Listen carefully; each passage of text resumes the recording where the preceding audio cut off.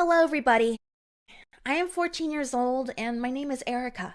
I want to tell you the story about my experience with an unusual lifestyle that my mother made me live in. And I'll say right away, do not even try to repeat what I was doing for the past few years.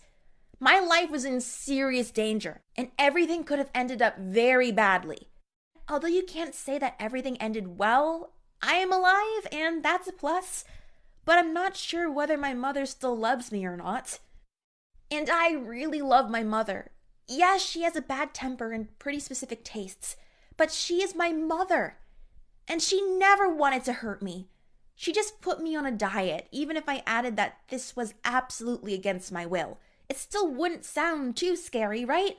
That's what I thought too, and I never really rebelled against it, because my mother adhered to this diet herself. And you see, I thought that it was pretty fair.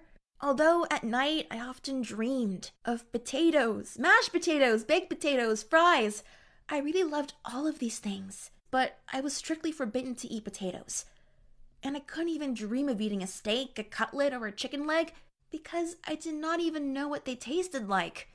Can you imagine?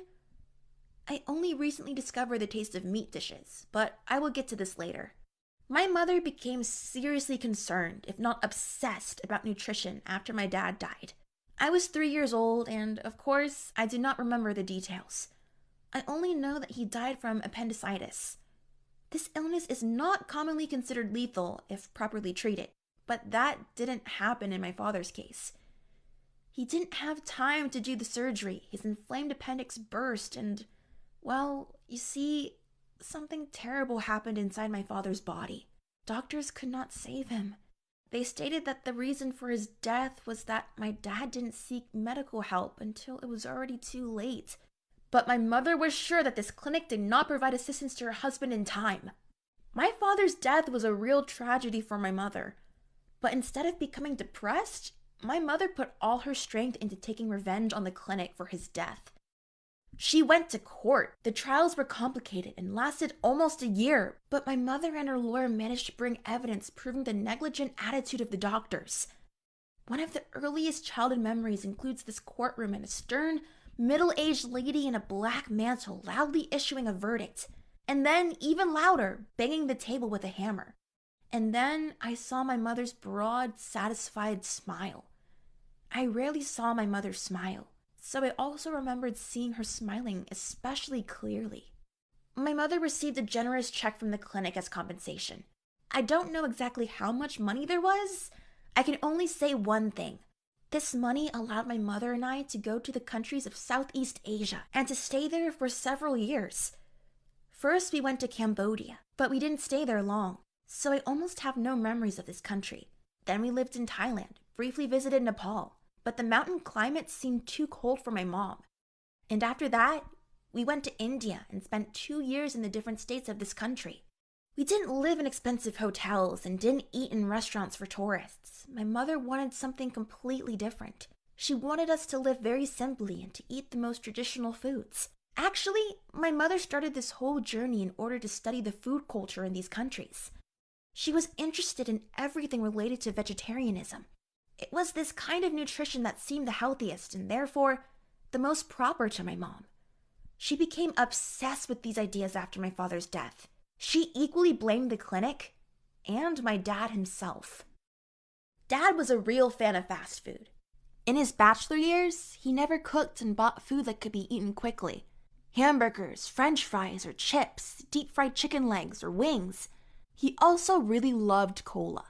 And even after their marriage, Dad did not really change his habits, preferring fast food to any homemade food. Mom believed that his appetite for fast food resulted in him having appendicitis, which finally killed him. Well, as you might have guessed, from the age of 4, I ate exclusively fruits and vegetables. While we lived in Asia, it was not so bad because there were so many kinds. But our money was gradually running out, and I had to go to school, so we soon returned to the States. At home, my mother continued to very strictly monitor that I remained a vegetarian. But for real, she didn't have to do it. It never crossed my mind to try to eat something wrong. You see, I've never eaten meat at a conscious age. Of course, at school I saw other children eating pizza or hamburgers. But the question of why I didn't eat the same way did not torment me. My mother cooked me my school lunches herself every day and forbade me to touch any other food, inventing all sorts of pretexts, like the fact that I was a special girl and could be poisoned by food that other children eat. Sounds stupid, right? But while I was a little girl, it worked. Plus, I loved vegetables. You might be surprised, but I even love broccoli. In general, a vegetarian diet was not a problem for me. But the older I got, the stronger it began to seem to me that my mother was going a little bit too far with this diet. Even cow's milk was forbidden. Mom bought soy, oat, or almond, and my mother's views on food continued to become more severe. Mom was no longer satisfied with ordinary vegetarianism. She began to look for something else that was even healthier and more correct. This led her to the works of Arnold Ehret, a German nutritionist who lived in the 19th century. He moved to the United States and wrote several papers about proper nutrition. Well, as he imagined it. Mom was deeply impressed by his work and made me read his books. But even though I studied them well, I could not want to tell you the details of the contents of these books.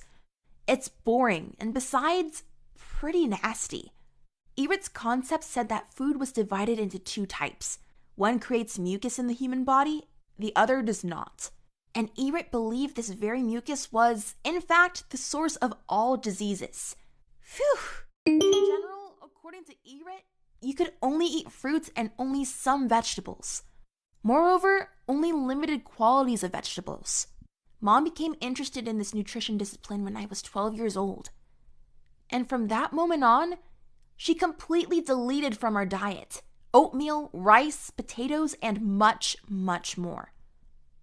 It was easier to name the food that stayed on the table. Mom also started to limit me in money, believing that at school or while walking around with my friends, I would violate her rules. And to be honest, she was completely right, as I would have really violated them. You see, I did my best to treat my mother with understanding. I tried to believe that she knew what she was doing. But I began to envy my friends who lived a normal life. And I began to feel bad. I constantly felt hungry. I only felt satisfied when I had bananas. Other fruits did not help in any way. And now my mother and I ate almost exclusively fruit. Mom said that it was good for us, but I was not sure about that.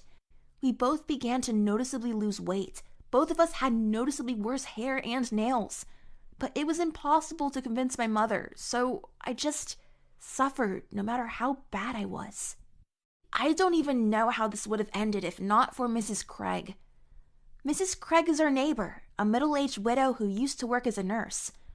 She rarely went away for long periods of time, so she was the first to see me faint on the streets as I was on my way into my house. Yes, before that, things would get hazy in my eyes, but this time I just faded. When I came to my senses in Mrs. Craig's house, I began to beg her not to call 911. Mrs. Craig didn't want to listen to me because when she decided to bring me into her house and tried to pick me up, she discovered what I was hiding under my loose, baggy clothes and how much I had lost weight. So she seriously believed that my life was in danger. Then I suddenly told her everything about my mother's views on nutrition. I even told her about this nutritionist, Arnold Ehret, from the 19th century and about what I ate because of him and how I really felt. But I didn't want my mother to get in trouble, so I persuaded Mrs. Craig to keep it all a secret. She promised me this, but in turn made me promise that I would come to her for dinner every day while my mother was still at work. Of course, I agreed, and to be honest, I was so thankful. This went on for about 6 months. For the first time in the last 2 years, I began to feel normal. Even my appearance improved. Mom attributed this to the fact that my body had finally adapted to the new diet and did not suspect anything. And I hoped that she would never find out anything. But one day, Mom returned from work earlier than usual. From the window, she saw me getting off the school bus, but then I went to Mrs. Craig's house instead of coming home. She followed me. Mrs. Craig opened the door for her, and my mother quickly walked past her and into the kitchen and saw me in front of a plate full of food. Oh, how they both screamed. Mom accused the neighbor of sticking her nose into other people's affairs. Mrs. Craig shouted in response that she would call the police and tell them that my mother had endangered me. I think, in fact, my mother was still scared of this threat. Yes, when we returned home, she called me a traitor and said that I was just like my father. But she did not forbid me to go to Mrs. Craig for lunch or dinner. In fact, she generally stopped talking to me. Well, this is the end of my story, and I do not know how to resolve the situation with my mother. What do you think of this? Can you give me some advice? Write your thoughts in the comments.